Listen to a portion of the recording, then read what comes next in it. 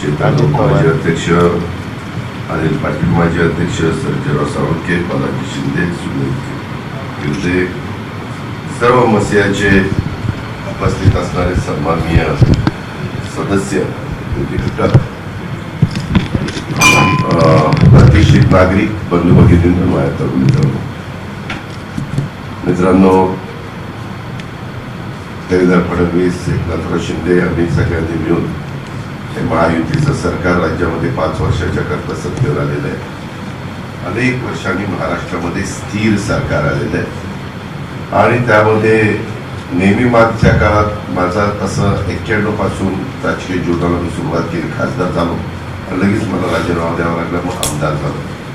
पण तेव्हापासून एवढं स्थिर सत्ता महाराष्ट्राला कधी मिळालं नव्हतं. 91-90च्या वेळेस पण अपक्षांचा पाठिंबा घ्यावा लागला, तेव्हा ते सरकार 5 वर्ष चाललं. त्याच्यात पण मध्ये आधी काही ना काही प्रश्न निर्माण व्हायचे. 95ला तर अनेक अपक्षांचं सहकार्य घेऊन युतीचं सरकार आलं. त्याही वेळेस असं अस्थिरता होती, स्टॅबिलिटी नव्हती.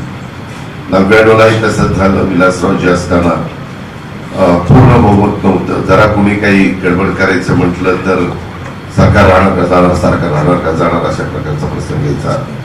2004ला थोडीशी स्थिरता आली, कारण काँग्रेसला आम्ही मिळून 140-4, आपला विनय कोरे 144 लागतात 145, मग एक अँग्लो इंडियन 145वा आम्ही त्याला सदस्य केला आणि अशा पद्धतीने ते सरकार चाललं. पण 2009ला पण अशाच पद्धतीनं काठावरच होतं.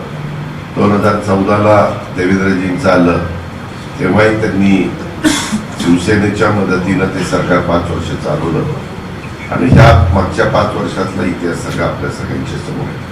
त्यावेळेस महाराष्ट्राची निर्मितीला कालच्या 1 मेला 65 वर्ष पूर्ण झाली आणि त्या 65 वर्षाच्या इतिहासामध्ये 238 आमदारांचा पाठिंबा असणारे महायुतीचं सरकार.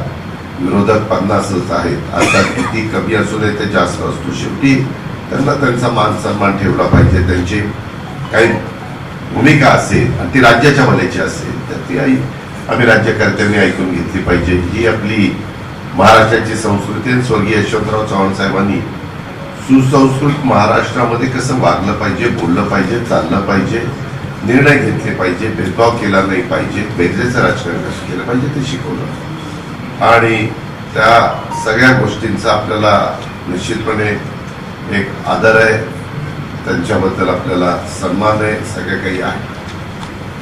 आज इथं बोलत असताना मला थोडंसं काही घटना घडत असतात. सुखदुःखामध्ये आपण एकमेकाला भेटत असतो, सांत्वन करत असतो, आधार देत असतो.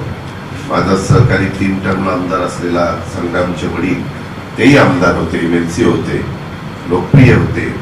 त्यांचं दुःखद निधन झालं. त्याला भेटायला मला जायचंच होतं आणि आज प्रत्यक्ष मुंबईत बरेच कार्यक्रम आहे, पण त्याला जोडून मला इथंही काही कामाची पाहणी, हे मला जरी निधी मंजूर केला तरी त्या निधीचा उपयोग दर्जेदार होतोय का नाही हे बघण्याची मला सवय आहे आणि त्याच्यामुळं आज मी काही ती कामाची पाहणी करणार आहे. आणि त्याच्यामध्ये माझ्या ऑफिसनं सतीश चव्हाणांना कॉन्टॅक्ट केलं, अजून काही एखादा दुसरा कार्यक्रम घ्यायचा असेल तर घ्या. आणि त्याच्यातनं हा संवाद उद्योजकांशी हा मसिया संघटनेचा कार्यक्रम हा पुढे आला. त्या गोष्टीचं समाधान आहे, कारण आम्ही निर्णय घेणारी माणसं. 5 वर्षाच्या करता आम्ही तिथं बसलो. केंद्रामध्ये मजबूत सरकार मोदी साहेबांच्या नेतृत्वाखाली काम करत आहे आणि मग ह्या सगळ्या गोष्टी करत असताना आपल्यामध्ये जे उद्योजक काम करतात, त्याच्यामध्ये रोजगार निर्माण करतात, टर्नओव्हर मोठा करतात, त्याच्यामध्ये चांगल्या पद्धतीनं एक्सपोर्ट करतात आणि ह्या सगळ्या गोष्टी करत असताना त्यांच्याही काही समस्या आहेत. त्यामुळे मगाशी खाली पण ऐकल्या, आताही बोलत असताना मान्यवरांनी तुमच्या सगळ्यांच्या साक्षीने इथं सांगितलं. आता ह्या गोष्टी सोडवल्या गेल्या पाहिजे. शेवटी ते आमचं काम आहे. मला काही कामं सांगितल्यानंतर मी ताबडतोब MIDCच्या सेक्रेटरीला फोन करून, इथं आता फायर ब्रिगेड तुमचा बराचसा भाग MIDCच्या बाहेर आहे, परंतु जागा नव्हती म्हणून तुम्ही प्लॉट घेतले आणि तिथं बांधकाम केली आणि इंडस्ट्री उभी केलेली आहे. तुम्ही तुमच्या पद्धतीनं काम करताय, तिथं फायर ब्रिगेड पाहिजे. त्याच्याबद्दल आम्ही लक्ष घातलेले. आता मी अनबर्गनची पण बोललेलो आहे, तो तुम्हाला फायर ब्रिगेड देण्याचं काम आम्ही निश्चितपणे करूच. पोलीस स्टेशनच्या बद्दलचा प्रस्ताव काही तुमचा गेलेला आहे. लोड येतो एका पोलीस स्टेशनमध्ये, मोठ्या प्रमाणावर इंडस्ट्री वाढते, त्या कामाधंद्याच्या नोकरीच्या निमित्तानं देशातले लोक येत असतात आणि मग त्याच्यामध्ये काही हौसे असतात, दोषे असतात, नवसे असतात, कधी काही प्रश्न निर्माण होतात. इथं खरं तर आमचे CP प्रवीण पवार बसलेले आहेत, आमचे बगाटे IPS पोलीस उपायुक्त बसलेले आहेत. प्रवीण पवारांच्या बद्दल आता बोलत असताना सांगितलं की त्यांनी काही कंट्रोल आणण्याचा प्रयत्न. प्रवीण पवार तुम्हाला माहिती असेल की मध्ये मुख्यमंत्र्यांनी आणि आम्ही सगळ्यांनी मिळून त्या संदर्भामध्ये एक चांगल्या प्रकारे इंडस्ट्रीला कुठलाही त्रास होता कामा नये ही खबरदारी पोलीस खात्याने घ्यायची. जर कोणी गुंडगिरी, दादागिरी, दहशत, काही वेगवेगळ्या प्रकारे खंडण्या मागत असेल तर त्याला मकोका लावायला देखील मागं पुढं बघायचं नाही. 4 केसेस कारण आज आपल्याकडे परदेशी गुंतवणूक करणारे पण इंडस्ट्री, परदेशी त्याच्यामध्ये कंपन्या येतात आपल्या इथे गुंतवणूक करणारी, आणि त्यांनाही एक स्थिरता पाहिजे असते, स्टॅबिलिटी पाहिजे असते, सुरक्षितता पाहिजे असते, आणि ते काम आपलं आहे. आणि त्याच्यावर कुठल्याही राजकीय दबावाला अजिबात तुम्ही घाबरू नका. त्याच्यात आमचा कुठलाच राजकीय पक्ष किंवा कुठलंच सरकार असं सांगत नाही नाही तुम्ही दादागिरी करा, तुम्ही खाते वसूल करा, तुम्ही खंडण्या गोळा करा, असं कोणीच कधी सांगत नाही. आणि याबद्दलचे देवेंद्रजींचे मत फार स्पष्ट आहे, ते राज्याचे प्रमुख आहेत. माझी मतं स्पष्ट आहे. तुम्हाला अनेकदा तुमच्या वडील पण माझ्याबरोबर काम करत होते, आम्ही त्यांच्याबरोबर काम केलेले रामरावजींच्या बरोबर, आणि त्याच्यावर त्या सगळ्या गोष्टी मी ज्यावेळेस अधिकाऱ्यांच्याकडनं काम करून घेतो त्यावेळेस राजकीय हस्तक्षेप होऊन देत नाही. आणि म्हणून हे जर कुणाचं काही चालू असेल तर ते जिथल्या तिथं त्याचा बंदोबस्त झाला पाहिजे, हे मी प्रवीण आमच्या पवारांना निश्चितपणे त्या ठिकाणी सांगेन. त्याचबरोबर GST ऑफिस, ट्रिब्युनलचं ऑफिस, ते तुम्ही मला सांगितलं मुंबई आणि नागपूरला आहे. त्याच्याबद्दल मी माहिती घेतो कारण तो माझाच विभाग आहे. मला जर ते आपण म्हणतायत की केसेस ट्रिब्युनलच्या इथं मोठ्या प्रमाणावर असतील आणि मराठवाड्याचा प्रवेशद्वार आहे, त्याच्यात बाबा मुंबईला किती केसेस चालतात, कुठल्या भागातल्या चालतात, नागपूरला किती चालतात, कुठल्या भागातल्या चालतात, त्याची संख्या काय आहे, आणि इकडच्या भागामध्ये जर द्यायचं म्हटलं आणि त्याला उत्तर महाराष्ट्र आणि माझा मराठवाडा जोडला तर त्याची संख्या किती होणार आहे, त्याच्या कितपत गरज आहे. शेवटी चांगली सर्व्हिस देणं हे सरकार म्हणून आम्हाला त्यांचं काम आहे. त्याच्यातनं हेलपाटे वाचले पाहिजे. त्याच्यातून तुम्ही पण जो काही खरोखरीच नियमाने टॅक्स असेल तो पण भरला पाहिजे. कारण आपल्या सगळ्यांच्या टॅक्सच्या जोरावर आम्हाला इन्फ्रास्ट्रक्चर करता येतं, डेव्हलपमेंट करता येते. सध्या देशात जर कुठल्या राज्यामध्ये सगळ्यात जास्त डेव्हलपमेंट चालू असेल तर ती आपल्या महाराष्ट्रामध्ये चालू आहे.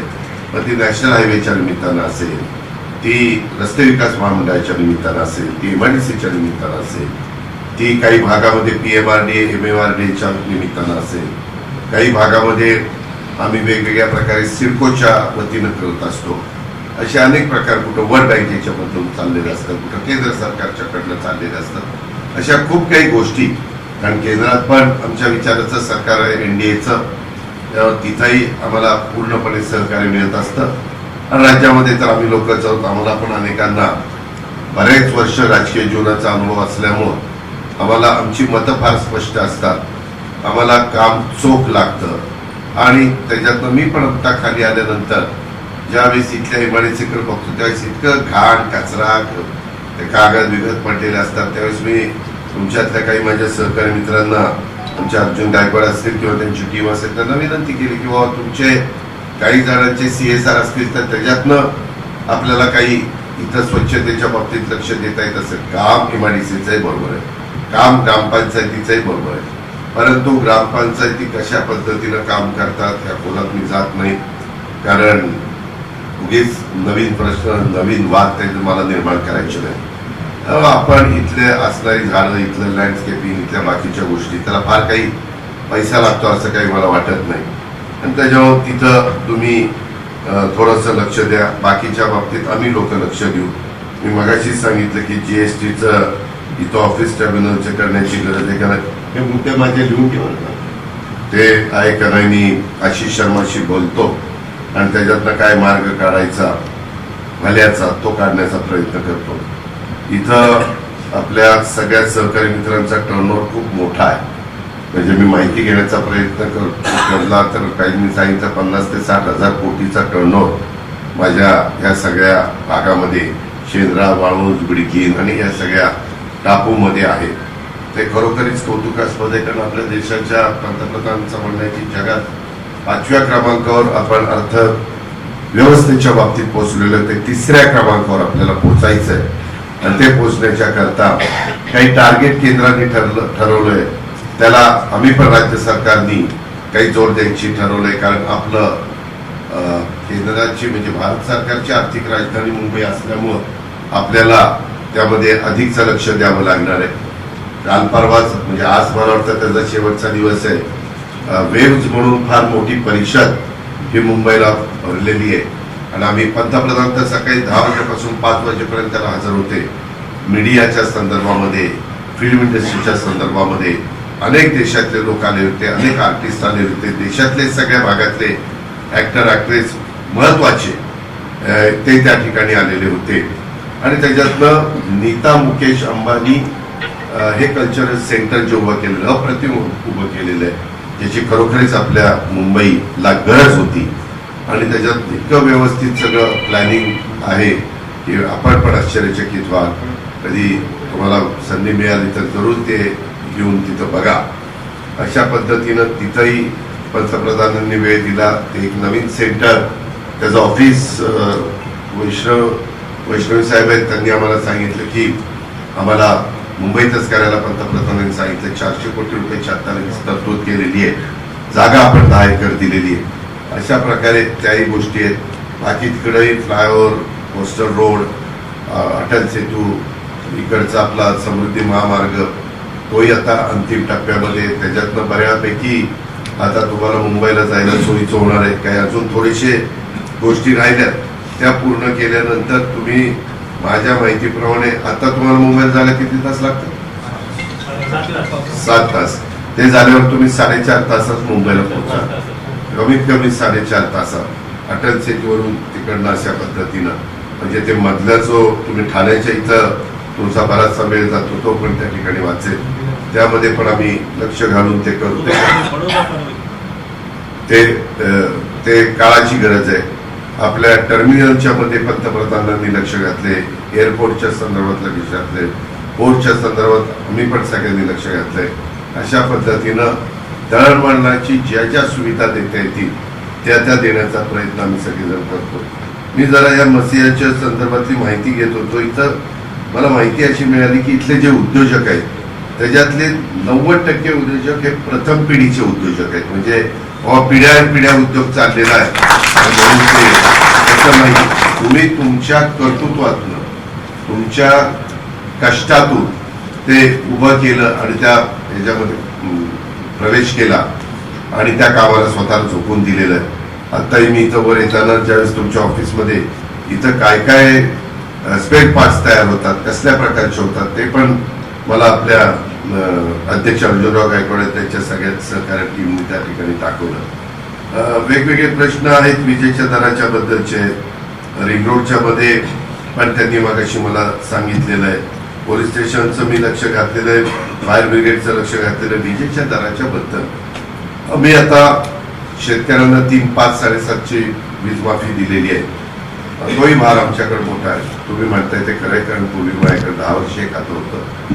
आम्ही काय करतो, कॉस्ट सबसिडी शेतकऱ्याला देतो आणि तो सगळा भार तुमच्यावर देतो टाकून. त्यामुळे खरं ते सांगतो काय टाकायला जायचं आणि गाठायला पोहोचा आपल्याला. आणि त्यामध्ये मध्य प्रदेश, कर्नाटक, असणारं गुजरात, असणारं गोवा, असणारं मध्य प्रदेश, असणारं छत्तीसगड, हे आमच्या माझ्या महाराष्ट्राला लागून असणारे तिकडं तेलंगणा, आंध्र, त्यांचे दर आपली तुलना होऊ शकत नाही. त्याचा उल्लेख माझ्याशी झाला. इनफॅक्ट आहे आता आम्ही त्याच्यामध्ये मोठ्या प्रमाणावर काही हजार मेगावॉट सोलरवर करायचा निर्णय घेतलेला आहे. आम्ही 35,000 एकर जमीन सरकारची सिलेक्ट केली, जी बॅरन लँड आहे, आणि ती उद्योगपतींना दिली आणि त्यांना सांगितलं तुम्ही प्लॉट इथं लावा. त्यांनी स्पर्धा लावली. काहींचे रेट 2,70-80 आले, काहींचे 3 आले, काहींचे 3,10 आले. ॲव्हरेज आम्हाला 3 रुपयांची वीज त्याच्यातनं उपलब्ध झालेली आहे. आम्हाला टप्प्याटप्प्यामध्ये शेतकऱ्यांना जी आम्ही मोठ्या प्रमाणात सबसिडी देतो ती ह्याच्यातनं भागवायची. आम्ही शेतकऱ्यांना सांगणार आता आम्ही तुम्हाला दिवसाच वीज देणार, रात्रीची वीज शेतकऱ्यांना त्या ठिकाणी नाही. आता जसं आठवड्यातले निम्मे दिवस दिवसा, निम्मे दिवस रात्री, ते रात्री त्या आमच्या बिचाऱ्या बळीराजाला ते कुठं बिबट्यांचं संकट असतं, कधी गव्यांचं संकट असतं, वेगवेगळ्या रिजनमध्ये ते वेगवेगळ्या प्राण्यांचं संकट असतं, जंगली प्राण्यांचं, आणि त्याच्यामुळं तोही भितात, घरचे कुटुंब पण भितात, आणि म्हणून त्यांना दिवसा सूर्यप्रकाश उगवला, इलेक्ट्रिक पंप चालू, मावळला, बंद करून शेतात घरी जायचं, बायका मुलांच्या मध्ये राहायचं, रात्री तिथं घरी झोपायचं, दुसरीकडे कुठं जायचं नाही. अशा म्हणजे रानात शेतात भितर जायचं. तर ह्या पद्धतीनं झालं तर माझा शेतकरी बळीराजा पण खुश, त्याचं कुटुंब, त्यांची मुलं बाळ पण खुश, आणि जी सबसिडी त्यांना शेतकऱ्यांची मागणी दिवसा घ्यायला. आणि आता आम्ही ह्याला सोलरलाच अग्रक्रम दिलेला आहे. त्याच्यात काही तक्रारी आहेत. मागाशी मला अहिल्यानगरमध्ये काही आमच्या लोकप्रतिनिधींनी केलं, मी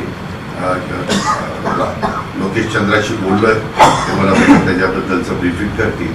पण हे करून आम्हाला अर्जुनराव टप्प्याटप्प्याने तुम्हाला जो आम्हाला खर्च येतो तेवढाच खर्च तुम्हाला त्या ठिकाणी द्यायचा आहे. मोठ्या प्रमाणावर ज्यांचे मोठे मोठे लॉजिस्टिक पार्क आहे किंवा मोठ्या शेड आहेत, त्याच्या संदर्भामध्ये त्यांना वर रूफटॉपला सोलर पॅनल बसवायची तर परवानगी आहे.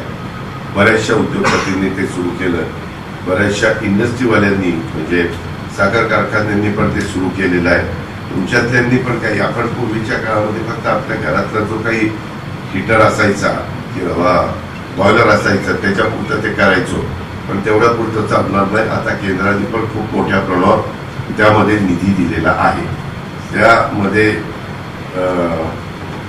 तो निधीमुळं सबसिडी पण मोठ्या प्रमाणावर मिळते. मागाशी आम्हाला काहींनी सांगितलं की दादा CCTV आयुक्त, मला तुम्हाला सांगायचं प्रवीण पवार, मी परवा परभणीला गेलो होतो. मी गेल्यानंतर सहसा SP, कलेक्टर, CO अशा अधिकाऱ्यांना घेऊन बसतो, काय चाललंय, कसं चाललंय. मला आता बीड जिल्हा दिलेला आहे, तिथं पण मी आढावा घेतो, पुण्यात तर घेतच असतो. आता परभणीला गेलो होतो, तिथेही घेतला. तर तिथं रवींद्र परदेशी पूर्वी माझ्याकडे होते, IPS आहे, ते SP आहेत तिथं.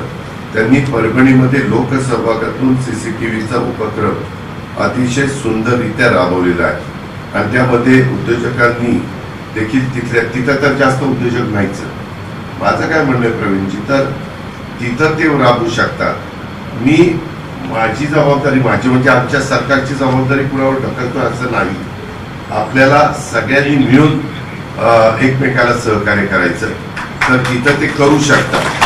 आम्ही आता DPCला यंदा 31,000 कोटी रुपये दिलेले, म्हणजे साधारण त्याच्यातले 5% 1,000 कोटी रुपये महाराष्ट्रातल्या 36 जिल्ह्यामध्ये खास पोलिसांना खर्च करायचं. म्हणजे कशाला, तुमच्या गाड्या, तुमच्या जे काही तुम्हाला गोष्टी इन्फ्रास्ट्रक्चर वरून मिळायला वेळ लागतो, अशा सगळ्या गोष्टी आम्ही त्याच्यामध्ये तुम्हाला घ्यायला परवानगी दिलेली आहे. त्यामुळं तशा पद्धतीने तुम्ही बोला आणि आपल्या यांच्याशी पालकमंत्र्यांशी बोला, कलेक्टरांशी बोला, ते त्या बाबतीमध्ये करून घ्या. मला अर्जुनराव गायकवाड, तुम्हाला राहुलजींना, दिलीपरावांना, सचिनजींना, चेतनजी, सगळ्यांनाच मला तुम्हाला विनंती करायची की तुम्ही पण काही बाबतीमध्ये मला जसं सांगितलं हक्काने तसं शिरसाटांना सांगा. त्यांचाच मला वाटतं हा मतदारसंघ आहे की या पद्धतीनं करावं. मगाशी ते तुम्ही जे सांगितलं की आपल्या GSTचं ट्रिब्युनल ऑफिस हे आमच्याकडं हे करा, तर भारत सरकारनेच 1 नेशन 1 टॅक्स ज्यावेळेस केला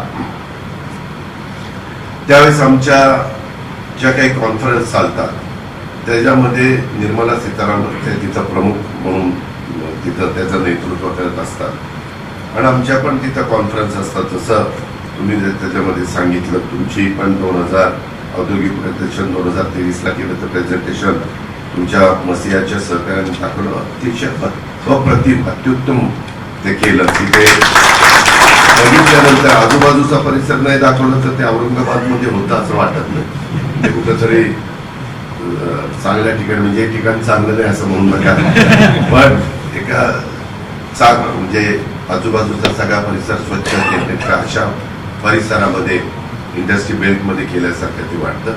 त्याबद्दल तुमचं सगळ्यांचं अभिनंदन. आता जानेवारी 2005 ते जानेवारी 8 ते 11 2026 असं तुम्हाला करायचं आहे. त्याही बाबतीत तुम्ही माझ्या ऑफिसला सांगितलं. मागे मी त्यावेळेस काय माझं अधिवेशन वगैरे नाहीये, त्याच्यामुळे मला जानेवारीमध्ये नवीन वर्षाची सुरुवात तुमच्या सगळ्यांच्या सहवासात त्या पहिल्या आठवड्यात करायला निश्चितपणे आवडेल. काम करील. इतरही मान्यवरांना, सीएमला, एकनाथरावांना, उदयजींना, अशाही सहकार्यांना तुम्ही बोलवा अशी माझी विनंती आहे. त्याचबरोबर भारत सरकारनेच मुंबई, पुणे आणि नागपूर इथं हे जाहीर केलं आणि यात नागपूरला टर्मिनल सिटिंगबाबत मला विभागाशी बोलून निर्णय घेता येईल हे पण आपण लक्षात घ्या. सर्किट बेंचचं लोकेशन संभाजीनगरला त्या बाबतीमध्ये आपण निवडलेलं आहे आणि आमचंही बारकाईने लक्ष मध्ये गडकरी साहेब पण मला म्हणले की एक वेगळा रस्ता डायरेक्ट आपल्याला संभाजीनगरवरून पुन्हा मार्गे असा पुढं न्यायचा, मान वगैरे तालुक्यातनं असा पुढं कर्नाटकामध्ये असाही एक आमचा प्लॅन आहे. त्याच्याही बद्दलचं आराखडे हे केंद्र सरकारचे त्या ठिकाणी चाललेले आहेत आणि स्वतः पंतप्रधानांचा कटाक्ष आणि प्रयत्न असतो ही कामं झटपट झाली पाहिजे. मी आणि मुख्यमंत्र्यांना मी सगळ्यांनीच काही 2 महिन्यात 1.5 महिन्यात आढावा घेत असतो महत्वाच्या प्रकल्पाच्या बद्दल. कुठपर्यंत आलं, कशात थांबलं, कुणी अडचण आली, काय केलंय. कधी कधी काही इतक्या छोट्या छोट्या अडचणी असतात तर कारण नसताना ते रेंगाळतं. त्याकरता पाठपुरावा फार महत्वाचा असतो. तुम्ही पण तुमच्या इंडस्ट्रीमध्ये काम करत असताना ज्या त्या गोष्टी जिथल्या तिथं झाल्यानंतर त्याच्यातनं जास्त बेनिफिट तुम्हाला जसा मिळत असतो त्याच प्रकारे आम्ही लोकांचं प्रतिनिधित्व करत असताना या गोष्टीला पण आम्ही सगळ्यांनी महत्त्व दिलं पाहिजे आणि ते पण देण्याचं काम हे निश्चितपणे आमच्या लोकांच्याकडनं होईल, आम्हा लोकांच्याकडनं होईल. आम्ही आता एआयचाही वापर मोठ्या प्रमाणात सुरू झाला. तुम्हाला माहिती आहे, आर्टिफिशियल इंटेलिजन्स. त्याच्यामध्ये कृषीला आम्ही यंदा कृत्रिम बुद्धिमत्तेला 500 कोटी रुपयाची तरतूद केलेली आहे. त्याच्यात खूप नवीन प्रयोग होत आहेत. लोक पुढे येत आहेत. खताची बचत होते, पाण्याची बचत होते, उत्पादन प्रचंड वाढतं आणि खर्च कमी होतोय. ते शेतकऱ्यांना महत्वाचा आधार देणारं काम आहे. मी इथं यायचं माझे सहसा प्रयत्न असतो की जिथं आपण जातो तिथं काय साधारण समस्या आहे.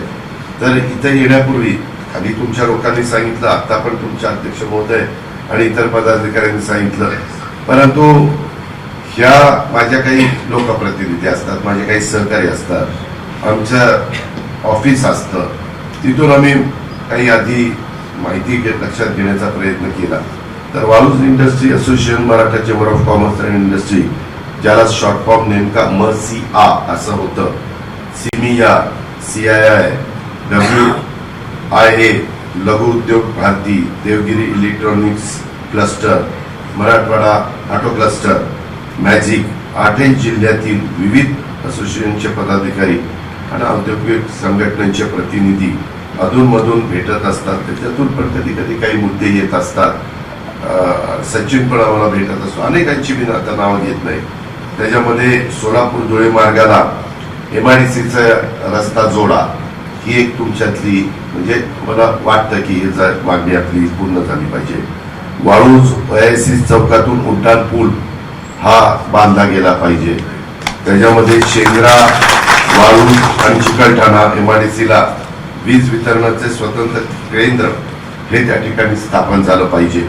औद्योगिक वसाहतीतील वाहतुकीच्या कोणतीही उपाययोजना ही आमच्या PWD असेल, आमचं पोलीस असेल, आमचं MIDC असेल, हे जे घटक त्याच्यामध्ये येतात, जो विभाग, घटक नाही विभाग त्याच्याशी संबंधित आहे, त्यांच्याशी बोलून हा वाहतुकीच्या कोंडीवर उपाययोजना झाली पाहिजे.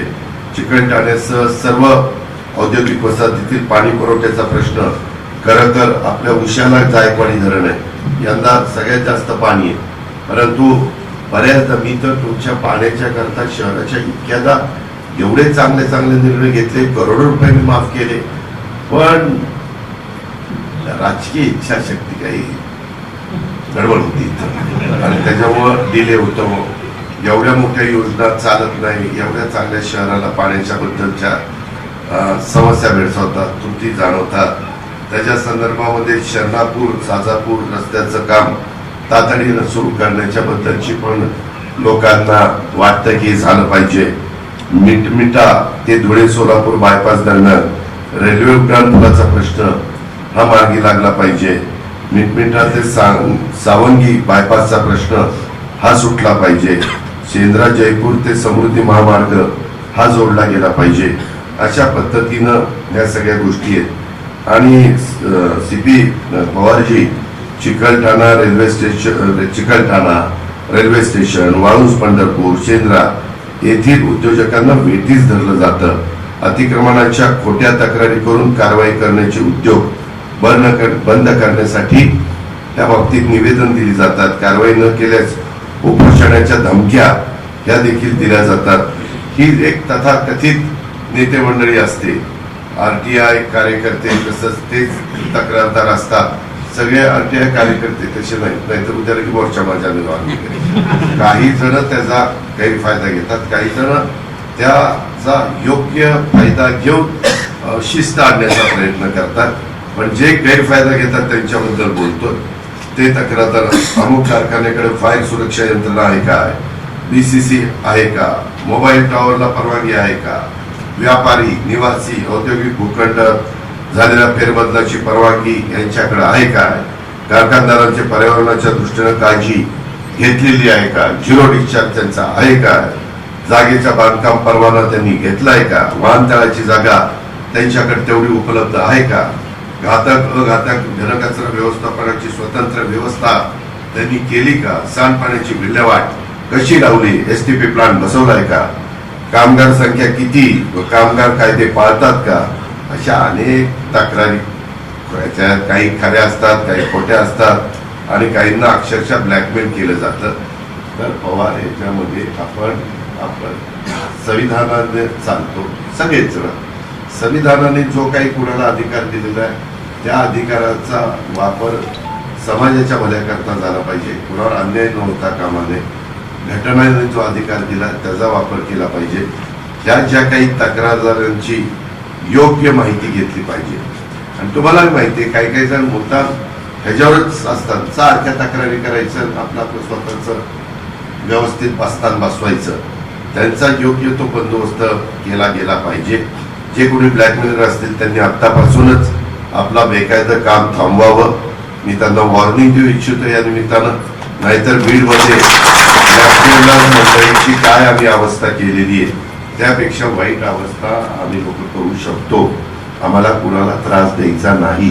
परंतु कुणीतरी आमच्या इथं आपल्या महाराष्ट्रात शिवशाहू फुले आंबेडकरांच्या महाराष्ट्रात चांगल्या पद्धतीनं काम करत असतील तर त्यांना नाहक त्रास दिलेला देखील आम्ही सहन करणार नाही. प्रकल्पातील सामानांची काही जण चोऱ्या करत असतात, रस्ता अडवत असतात, बेकायदेशीर बाबीची मागणी अशाही तक्रारी आहेत. त्यावर उद्योजकांनी स्वतः सुरक्षा कुंपण करणं, सीसीटीव्ही त्या ठिकाणी कॅमेरे लावणं, खासगी सुरक्षा रक्षकांची नेमणूक करणं, खासगी पेट्रोलिंग करणं. पोलीस तुम्हाला मदत करतील. परंतु पोलिसांनी मी आता गेल्यानंतर तुमचं ते पोलीस स्टेशनवर मंजूर करण्याच्या बद्दलची पावलं उचलतो. पण आपण पण तुम्ही आणि इंडस्ट्रीवाले मसियाचे सगळे आमचे सहकारी अशा मिळून ते काम झालं पाहिजे असं माझं सांगणं आहे. खरं वेळ बराच झालेला आहे. मला पुढेही जायचं. मी तुम्हाला माहिती की मी वेळेला फार महत्व देतो. म्हणजे कधी कधी 5 मिनिटं आधीच येतो, मग आमचे खासदार नाराज होऊन जातात. कोण नुसतं कोण फुकतं. माझा पहिला त्या दिवशी 7:30ला कार्यक्रम होता, दुसरा 7ला होता, तिसरा 8ला होता. त्याच्यामुळे म्हणलं आता इतकं कोण लवकर येणार, त्याच्यावर मी बरोबर केलं. ते जरा 5 मिनिटं आधी झालं. पण मला सांगता आलं असतं, माझं घड्याळ बरोबर 6:30 वाजले. गमतीचा भाग जाऊ द्या. परंतु आपण सगळ्यांनीच वेळेला महत्त्व दिलं पाहिजे आणि आता जे काही आमच्या सहकारी मित्रांनी सांगितलेलं आहे, तुमच्या अध्यक्ष अर्जुनराव गायकवाड त्यांच्या सहकाऱ्यांनी ते आणि इतर मुद्दे जे उपस्थित केलेले त्याबद्दल माझ्याकडनं पाठपुरावा केला जाईल. माझी सतीश चव्हाण आणि विक्रम काळेंना सूचना की माझ्या ऑफिसचे सतत प्रयत्न करून मी आता आपल्या मराठवाड्यातलेच राजेश देशमुख पूर्वी माझ्याकडे कलेक्टर होते, आता एक्साईजचे कमिशनर आहे आणि त्यांनाच DCM सेक्रेटरी केलेले आहे. त्याच्यामुळं त्यांना या सगळ्या गोष्टीची जाण आहे आणि माझं ऑफिस पण मी थोडासा स्टाफ वाढवलेला आहे. ही कामं थोडी गतीनं होण्याच्या दृष्टिकोनातून त्या पद्धतीनं माझं ऑफिस मी निश्चितपणे आपले हे प्रश्न सोडवण्याच्या करता मदत करू आणि त्या संदर्भातला पाठपुरावा विक्रमजी आणि सतीश चव्हाणांनी करावा अशा त्यांना सूचना करू आणि या प्रकारे आपण एकमेकाला साथ देऊ. इतर पण कुठले कधी प्रश्न असतील GSTचे किंवा आणखी काय, मगाशी एक प्रश्न राहिला तर तुमच्या सगळ्यांच्या दृष्टीनं महत्वाचा आहे. सामूहिक प्रोत्साहन योजना अनुदानाच्या बद्दल नेहमी आकडा 3000 वगैरे असायचा. यंदाच्या वर्षी मी 6000 कोटी या कामाकरता उपलब्ध करून देणार बजेटमध्ये कमी पडते. या अजून काही निमित्तानं मला वाढवता येईल तोही प्रयत्न मी करीन, कारण तुम्हाला आधी जाहीर केलेलं होतं ते वेळेत पैसे आमच्याकडनं जात नाही असे अनेक महाराष्ट्रामध्ये आहेत. ते पण बरोबर नाही, तर त्याच्यातनं पण मार्ग हा काढला जाईल अशी ग्वाही मी आपल्या सगळ्यांना देतो. भर दुपारची वेळ असताना देखील आणि सुट्टीचा दिवस असताना देखील. खरं आज दुपारी निवांत झोपायचा म्हणजे तुम्ही काय करता मला माहित नाही, पण जरा आराम करण्याचा वेळ असतो, दिवस असतो. त्यावेळेस पण मी तुम्हाला यायचं म्हटल्यानंतर तुमचा सगळ्यांचा नाईलाज झाला, त्याबद्दल राग मनामध्ये ठेवू नका एवढीच विनंती करतो. असंच एकमेकांना भेटत जाऊ, असेच एकमेकांचे प्रश्न सोडवतो. धन्यवाद. जय हिंद, जय महाराष्ट्र.